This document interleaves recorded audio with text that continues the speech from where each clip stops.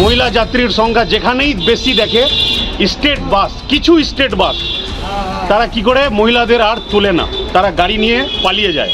মহিলা যাত্রীদের একসঙ্গে দাঁড়িয়ে থাকতে দেখলে বাস না থামিয়ে দ্রুত চলে যাওয়ার অভিযোগ তুলে উত্তরবঙ্গ রাষ্ট্রীয় পরিবহন সংস্থার ইসলামপুর ডিপো ইনচার্জের কাছে স্মারকলিপি জমা দিল সিপিআইএম। বুধবার ইসলামপুরে এই কর্মসূচি পালন করা হয়।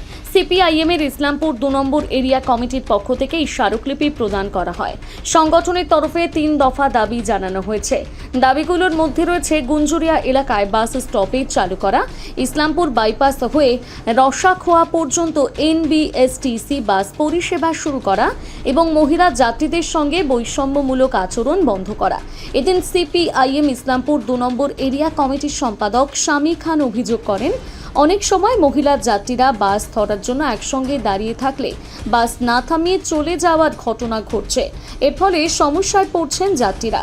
এ বিষয়ে ইসলামপুর 2 নম্বর এরিয়া কমিটির সম্পাদক শামী খান বলেন, নতুন সরকার মহিলাদের জন্য স্টেট বাসের ভাড়া ফ্রি করেছেন, খুবই ভালো উদ্যোগ।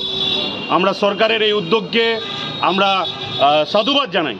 কিন্তু আমরা একটা জিনিস আরও দেখলাম যে যবে থেকে এটা হয়েছে প্রথম ঠিক থাকলো, তারপরে মহিলা যাত্রীরা যেখানেই থাকে, মহিলা যাত্রীর সংখ্যা যেখানেই বেশি দেখে স্টেট বাস, কিছু স্টেট বাস তারা কি করে মহিলাদের আর তোলে না, তারা গাড়ি নিয়ে পালিয়ে যায়। তো স্টেট বাসে মহিলাদের বাসের ভাড়া ফ্রি করেছে সরকার, কিন্তু কিছু বাস ইচ্ছাকৃতভাবে মহিলাদের তুলছে না। এটা কেন হবে? এই প্রবণতাটা যেটা তৈরি হয়েছে, ট্রেন্ড হয়ে যাচ্ছে, এটাকে বন্ধ করতে হবে এবং যেখানেই মহিলারা থাকবেন তাদের সসম্মানে বাসে তুলতে হবে। এই 3 দফা দাবি নিয়ে আমরা ওনাদের সঙ্গে দেখা করলাম। ওনারা আমাদের এটা বললেন যে আমরা তার সিনিয়র অথরিটির কাছে আমরা পাঠাবো এবং ওনারা এটা মেনেও নিলেন।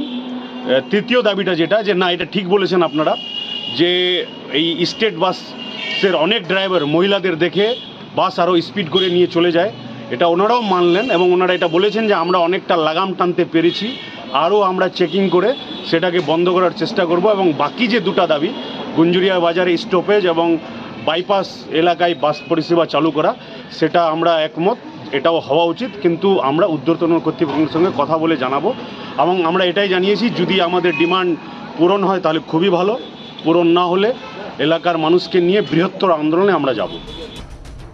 ইসলামপুর থেকে বিশেষ প্রতিবেদন, নিউজ টুডে।